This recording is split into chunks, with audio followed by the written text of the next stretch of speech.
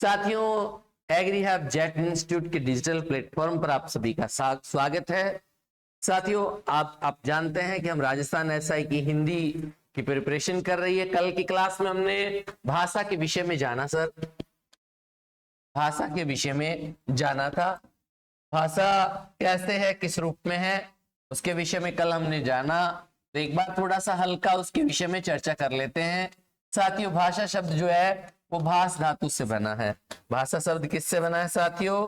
भास धातु से बना है और भास धातु से बना है। भास का जो अर्थ होता है साथियों, भास का जो अर्थ है वह क्या है साथियों? विचार। भास का अर्थ जो है वह क्या है? विचार। और विचारों का आदान प्रदान, विचारों का आदान प्रदान जो रहता है, विचारों का आदान प्रदान कह सकते हैं, विचार विनिमय कह सकते हैं। ठीक है साथियों, तो विचारों का आदान प्रदान जो है वह क्या होती है? भाषा होती है या भाषा कहलाती है। बड़ा आसान चीज है, लेकिन कई बार क्या होता है कि जब आप इसमें मेन क्वेश्चन ये ही आ जाता है, ये बहुत बार पूछा जा सकता है कि भाषा शब्द किस धातु से बना है। तो भास, इसका अर्थ क्या है? विचार। और विचारों का आदान प्रदान जो है वह क्या कहलाता है साथियों? भाषा कहलाता। कल हमने इसके बाद में हमने ये जाना कि भाई जो भाषा है उसकी सूक्ष्म इकाई क्या है, भाषा की सूक्ष्म इकाई क्या है, सबसे छोटी इकाई क्या है। जो भाषा की जो सूक्ष्म इकाई रहती है साथियों वह ध्वनि है। ये क्वेश्चन बहुत इंपॉर्टेंट है साथियों कि ध्वनि किसकी सूक्ष्म इकाई है, तो भाषा की है। लेकिन बहुत जगह ऐसा आता है कि भाषा की सूक्ष्म इकाई वर्ण होती है, लेकिन वह क्वेश्चन भी अलग रूप में है, वो भी हम समझेंगे। अगर हमसे कहा जाए कि अर्थ के आधार पर सूक्ष्म इकाई क्या है, तो अर्थ के आधार पर सूक्ष्म इकाई है वह शब्द है, क्योंकि आप शब्द से ही जान पाते हैं कि यह भाषा का कौन सा स्वरूप है। जब भी हम भाषा बोलते हैं तो उसका पहला एक शब्द बोलते हैं, उस शब्द से हम पता कर लेते हैं कि यह भाषा कौन सी है। अतः हम कह सकते हैं कि अर्थ के आधार पर भाषा की सबसे छोटी इकाई क्या है? शब्द है। लेकिन अगर ये आ जाए कि भाषा की बड़ी इकाई क्या है, भाषा की बड़ी इकाई क्या है, तो ध्यान देना साथियों, भाषा की बड़ी इकाई है वाक्य। कल हमने जाना था साथियों। उसके बाद हमने ये भी जाना कि भाषा के अंग कितने हैं। तो देखिए, भाषा के जो अंग हैं, ये क्वेश्चन आया हुआ है साथियों कि भाषा के अंग कितने हैं। तो भाषा के 3 अंग हैं साथियों। सबसे पहला अंग जो है साथियों वह मौखिक अंग है। सबसे पहला अंग कौन सा है साथियों? मौखिक अंग है।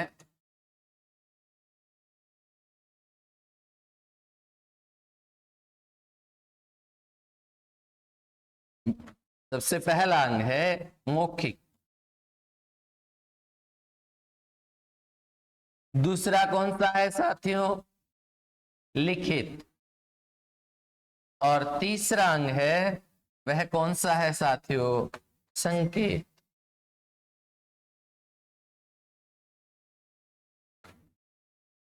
तो हम सांकेतिक स्वरूप में जानते हैं, सांकेतिक अंग रहता है, संकेत भी कह सकते हैं। आप संकेत लिखेंगे तो और बेटर रहेगा। तीसरा अंग जो है वह हमारा है संकेत। ये भाषा के 3 अंग है। पहला मौखिक है। पहला अंग कौन सा है? मौखिक। दूसरा लिखित और तीसरा संकेत है। फिर अगर हम बात करें इसमें कि भाषा के 3 अंग हैं, जैसा कि हम पहले जान चुके हैं। ये मौखिक अंग है, दूसरा लिखित अंग है और तीसरा संकेत रहता है। जो भाषा के मौखिक अंग की सूक्ष्म इकाई है साथियों वह है ध्वनि। ये क्वेश्चन ध्यान रखिए आया हुआ है कि भाषा के मौखिक स्वरूप की सूक्ष्म इकाई क्या है? ध्वनि। लिखित स्वरूप की सूक्ष्म इकाई क्या है? वर्ण। और संकेत स्वरूप की। संकेत का स्वरूप क्या है, सूक्ष्म इकाई नहीं कह सकते यहाँ, तो संकेत का स्वरूप क्या है, सांकेतिक स्वरूप रहता है। ये कौन सा स्वरूप रहता है साथियों, सांकेतिक। सांकेतिक का अर्थ होता है निर्देश करना। निर्देश जो होता है वह 4 रूप से रहता है साथियों। सांकेतिक जो स्वरूप रहता है वह 4 रूप से रहता है। सबसे पहला किस रूप में रहता है, चित्र के रूप में रहता है। फिर दूसरा किस रूप में रहता है साथियों, रंग के रूप में रहता है, कलर के रूप में रहता है। तीसरा किस में रहता है सर साथियों, संकेत के रूप में, जिसको हमने कल जाना था हाव भाव के रूप में कह सकते हैं संकेत। मोहे ऊपर करना, नाक का चिढ़ाना, हाथ के द्वारा संकेत करना, ये भी संकेत है साथियों। और उसके अलावा चौथा जो रहता है वह रहता है साथियों ध्वनि। जैसे किसी पक्षी की, पशु की या छोटे बच्चे की, ये भी क्या है साथियों, एक संकेत है जो किसके माध्यम से प्रकट होता है, ध्वनि के माध्यम से प्रकट होता है।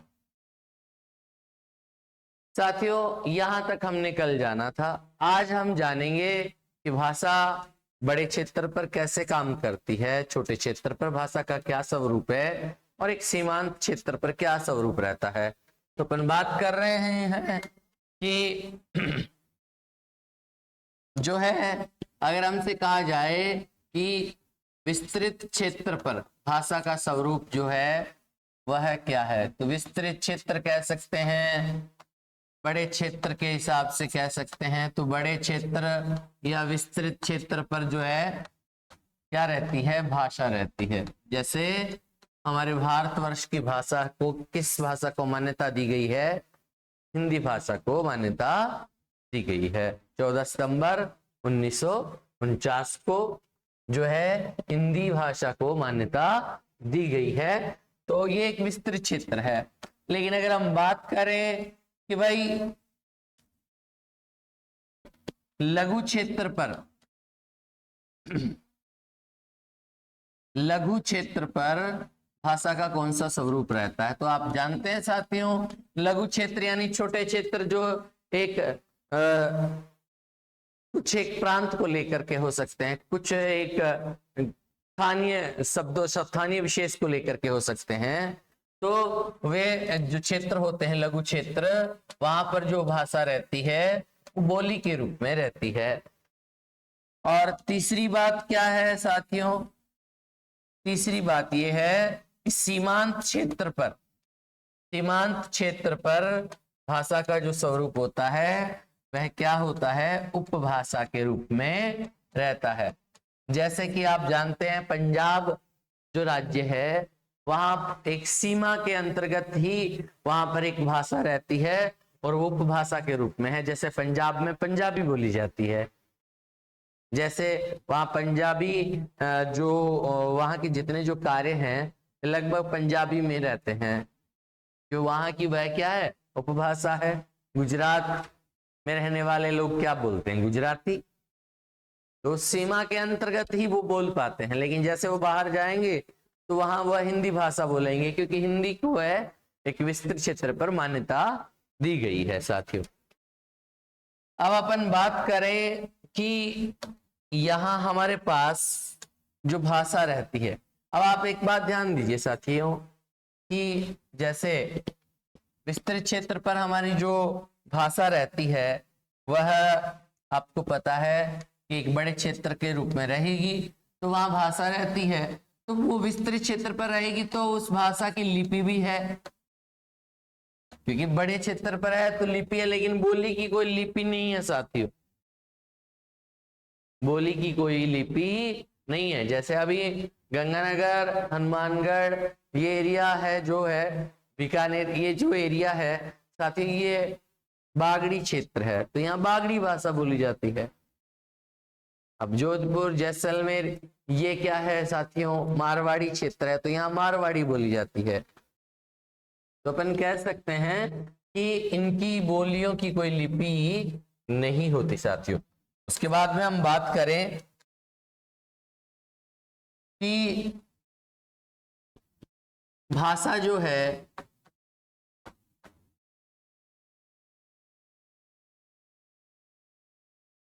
भाषा वास्तविकता में अपने स्वरूप में सही रूप में कैसे रहती है, जब सामने वाला उस भाषा को भली भांति जानता है। यदि उस भाषा को भली भांति नहीं जानता तो वहां विचार विनिमय नहीं होगा, आदान प्रदान नहीं होगा, भाषा अपने मूल रूप में नहीं पहुंच पाएगी साथियों। अतः हम कह सकते हैं कि यहाँ भाषा को जो स्वरूप रहता है वो इस रूप में है कि भाषा सामने वाले तक वक्ता का संबोधन है, श्रोता तक पहुंचना जरूरी, और श्रोता भी उस वक्ता के संबोधन को समझे तो ही भाषा का संपूर्ण अर्थ रहता है, अन्यथा भाषा अर्थ प्रकट नहीं करेगी, भाषा का विनिमय नहीं होगा, आदान प्रदान नहीं होगा। तो आपको पता है हमारी जो भाषा है वह कौन सी है साथियों? हिंदी है।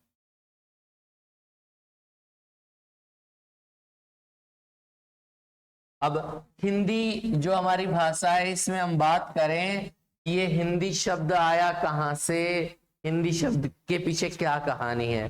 तो साथियों हमारे यहाँ उत्तर पश्चिम की ओर एक नदी बहती है जिसका नाम है सिंधु नदी, जो कि हिमालय से होती हुई उत्तर पश्चिमी भाग को होती हुई पाकिस्तान के सिंध प्रांत के तरफ से ये बंगाल की खाड़ी में गिरती है।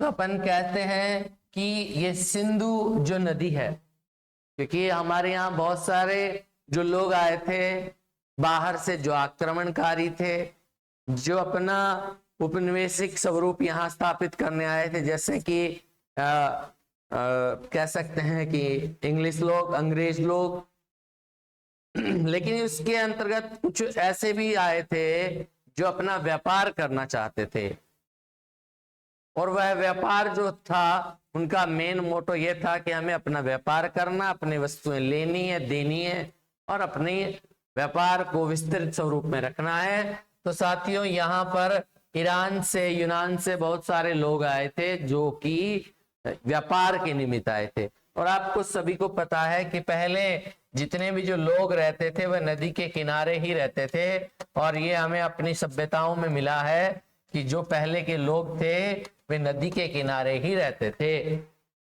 अब यूनानी या फारसी कह सकते हैं या ईरानी जो लोग थे ये, उनकी एक समस्या ये थी कि वे सै को है बोलते थे साथियों। सै को क्या बोलते थे? है बोलते थे, इसलिए इसको सिंधु न कह करके इसको हिंदू नदी कहते थे। सिंधु नदी न कह करके इस नदी को क्या कहते थे? हिंदू नदी। और इसके किनारे जो रहते थे लोग उनको हिंदवासी कहते थे। कौन? ये यूनानी, फारसी, ईरानी लोग जो थे। और हिंदवासियों की भाषा को इन्होंने क्या नाम दिया? हिंदी नाम दिया। अतः हम कह सकते हैं कि हिंदी का जो उद्भव है साथियों वह सौरसेनी और पूर्वी हिंदी से हुआ है इसका उद्भव। तो अपन कह सकते हैं कि हिंदी नाम दिया। अब यहाँ दो क्वेश्चन आते हैं कि पहली बात यह है कि हिंदी भाषा किस भाषा से उत्पन्न हुई है। तो हिंदी जो शब्द है वह किस भाषा का है? तो ध्यान रखना, हिंदी शब्द फारसी, यूनानी, ईरानी भाषा का है। फारसी भाषा कह सकते हैं क्योंकि यूनान के रहने वाले लोग जो पर्शियन थे वह फारसी बोलते थे, इसलिए उनकी भाषा को यूनानी भाषा भी कई जगह लिखा गया है, ईरानी भाषा भी लिखा गया है। अब इसमें सबसे बेस्ट क्वेश्चन क्या है कि हिंदी शब्द की उत्पत्ति कहां से हुई है? फारसी भाषा से हुई है, यूनानी या ईरानी भाषा से हुई है साथियों। अब इसमें एक क्वेश्चन ये भी आता है कि हिंदी शब्द जो है वह किस नदी से संबंधित है। तो ध्यान रखना, वह किस नदी से संबंधित है? सिंधु नदी से संबंधित है। दो क्वेश्चन साथियों बड़े ही इसमें यूं कह दो कि इंपॉर्टेंट है, महत्वपूर्ण है। पहली बात कि हिंदी शब्द किस भाषा से लिया गया है, तो फारसी भाषा से, यूनानी भाषा से या ईरानी भाषा से। एक ही बात है साथियों। और ये किस नदी से संबंधित है, तो सिंधु नदी से संबंधित है। इसके बाद में हम बात करें कि जो हमारी हिंदी है, हिंदी की सबसे बड़ी खासियत क्या है साथियों? हिंदी की सबसे बड़ी खासियत है कि जैसा बोला जाता है वैसा लिखा जाता है। जैसा बोला जाता है वैसा लिखा जाता है। और हिंदी जो भाषा है वह सबसे पहले प्रचलन में कब आई, हिंदी का उत्पत्ति काल कौन सा माना जाता है? तो साथियों ध्यान रखना, हिंदी का उत्पत्ति काल 1000 से लेकर के 1050 ईस्वी के लगभग माना जाता है।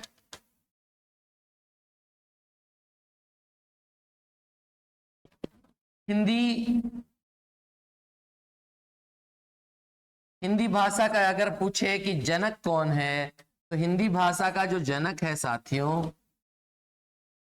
वह किसे माना जाता है? भारतेंदु हरिश्चंद्र को माना जाता है। भारतेंदु हरिश्चंद्र को हिंदी भाषा का जनक माना जाता है। अगर हम बात करें कि हिंदी भाषी शब्द हैं, हिंदी भाषी शब्द कौन से होते हैं, तो हिंदी भाषी जो शब्द होते हैं साथियों, वे कौन से होते हैं? तद्भव शब्द होते हैं। अगर बात करें कि हिंदी की लिपि क्या है, तो हिंदी की जो लिपि होती है साथियों, वह है देवनागरी लिपि।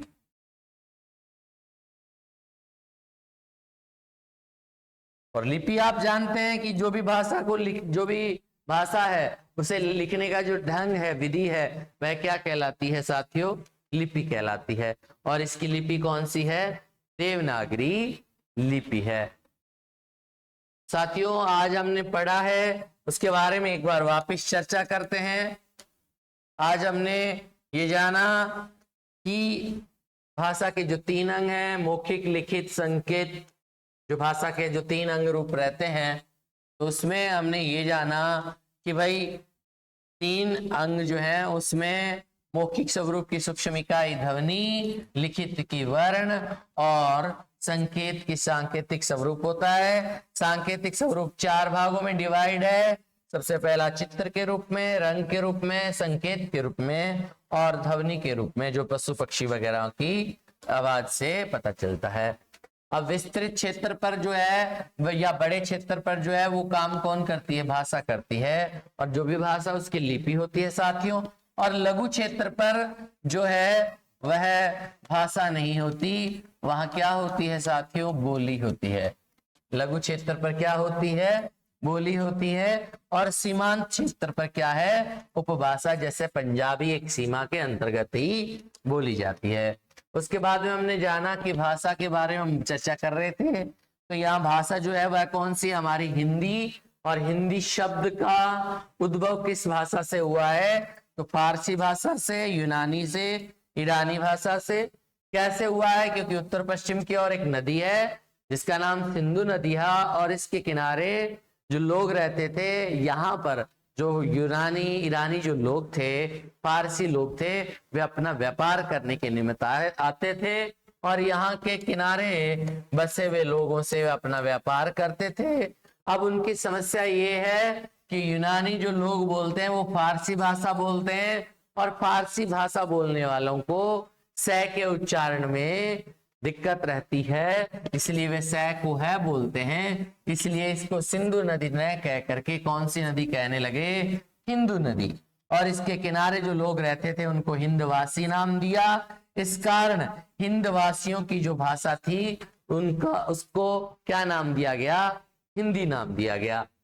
अतः हम कह सकते हैं कि हिंदी शब्द का उद्भव है वो फारसी भाषा से हुआ है। हिंदी शब्द का जो प्रयोग है, प्रचलन, वह यूनानी फारसी भाषा से रहता है। और अगर इसकी बात करें कि किस नदी से संबंधित है तो सिंधु नदी से संबंधित है। अब हमने बात की कि हिंदी का उत्पत्ति काल कौन सा माना जाता है, तो साथियों हिंदी का उत्पत्ति काल जो माना जाता है वह 1000 से लेकर के 1050 ईस्वी के लगभग माना जाता है। हिंदी भाषा का जनक किसे माना जाता है, तो भारतेंदु हरिश्चंद्र को हिंदी भाषा का जनक माना जाता है। हिंदी भाषा के शब्द कौन से होते हैं साथियों, तो तद्भव शब्द जो होते हैं वे हिंदी भाषा के शब्द होते हैं। यानी हिंदी भाषा के जितने भी शब्द होते हैं वे तद्भव होते हैं, और हिंदी में कुछ शब्द ऐसे होते हैं जो संस्कृत के होते हैं वे तत्सम होते हैं साथियों। अतः हम ये भी कह सकते हैं कि संस्कृत से अपभ्रंश होकर हिंदी भाषा में प्रचलन होने वाले शब्दों को क्या कहते हैं, तद्भव कहते हैं। और हिंदी भाषा की लिपि कौन सी है साथियों, देवनागरी लिपि है। हिंदी भाषा की खासियत जैसा बोला जाता है ऐसा लिखा जाता है। तो कल की क्लास में हम साथियों हिंदी भाषा को दर्जा कब मिला, हिंदी भाषा के अंतर्गत आने वाली अनेकों अन्य भाषाएं कितनी हैं, बोलियां कितनी हैं, भाषाएं कितनी हैं, उसके विषय में कल हम जानेंगे। आज के लिए इतना काफी, धन्यवाद।